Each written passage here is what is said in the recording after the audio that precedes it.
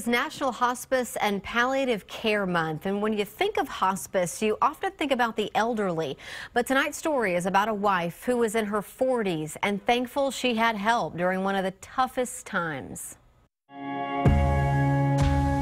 Mark and I met in 2010.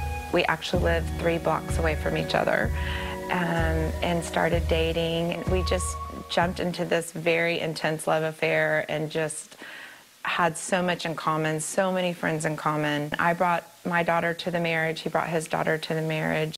But 2.5 years after Jocelyn and Mark said I do. He began to lose his voice, but he was also traveling a lot and speaking a lot, so I just kind of contributed a lot of it to the fact that he was exhausted. Mark eventually ended up at MD Anderson, where they discovered aggressive cancer cells wrapped around the back of his vocal cords. His voice box had to be removed. It was hard to think he was going to lose his voice forever.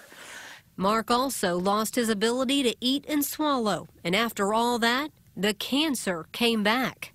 At the age of 46, doctors gave him 9 months to a year to live. We got home and we called Hospice Austin, and never did I think they were going to sit here in this living room and talk to me. My girls were strong and we were locked arms, and we did what we needed to do, but it was a dark day. Jocelyn was 42 and faced with planning her husband's final days. There's actually data that shows that the journey of grief is eased when hospice comes in as soon as possible, preferably, and starts providing that support. Because then the family is able to relax a little bit and not have to be the only nurse. Mark's nurse Paula, seen here caring for another Hospice Austin patient, became like family. Anytime Paula came into the room, he just lit up like a Christmas tree. I'm not kidding. It was the cutest thing. He loved her.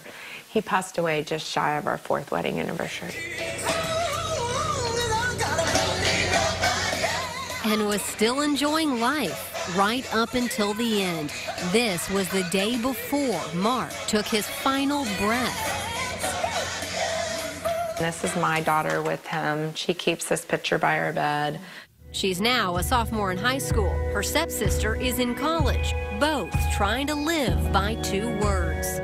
He told the girls that Carpe Diem was just something he wanted them to always remember and live with, and seize the day.